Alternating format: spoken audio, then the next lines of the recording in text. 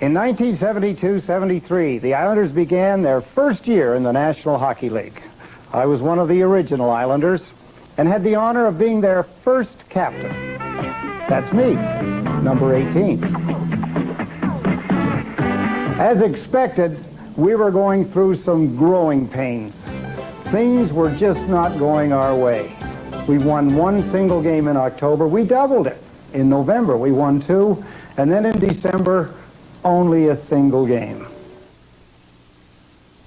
On January 18th of that season, we traveled up to Boston to play the big bad Bruins.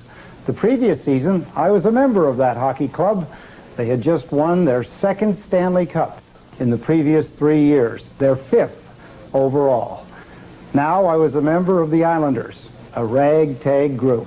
We had a lot of guys that were first year in the league, or guys that from expansion. We didn't have a lot of just guys who were thrown in there. It's not like expansion nowadays where you get the pretty good players. Back then we were just kind of thrown together, kind of misfits.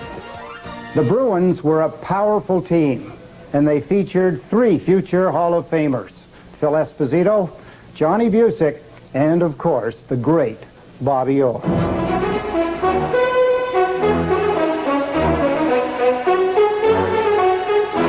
The Bruins had owned us so far that season. In 4 games against them, they had beaten us 4 times and outscored us 28-9. Our record was a miserable 4 wins, 37 losses, and 4 ties, while expectedly the powerful Bruins had won 28 games. They'd only lost 10 and tied 4. We had lost 12 straight games and hadn't won a game in 20 on the road. It was under these daunting circumstances in January 1973 in Boston that this wild game would unfold. We went in there obviously not expecting to win. They were the best team in the league. Boston wasn't a fun place to play. They were the reigning Stanley Cup champions, and they had the legends playing for them with Orr and Esposito and Hodge and Cashman. We thought we were going to get hammered. Who would have ever believed that the Islanders were going to be ahead 5-0 at the end of the first period? Donnie Blackburn had 2 goals, Billy Harris, Lorne Henning, and yours truly.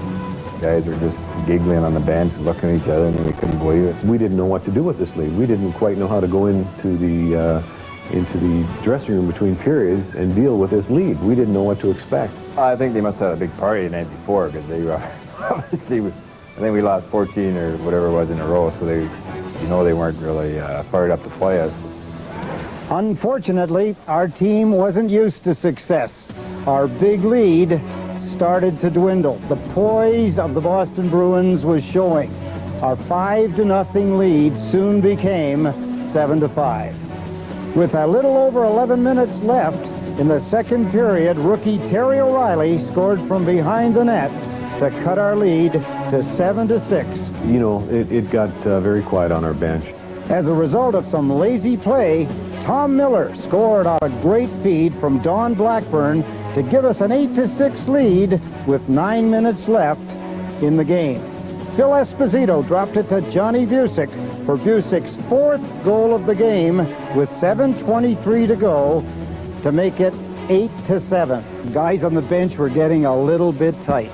How could we hold on and pull off this incredible upset? We needed somebody to step up big, and that somebody turned out to be goaltender Billy Smith.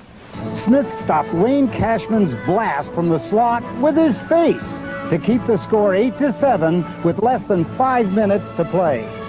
The last 5 minutes seemed to last forever as we hung on to a 1-goal lead.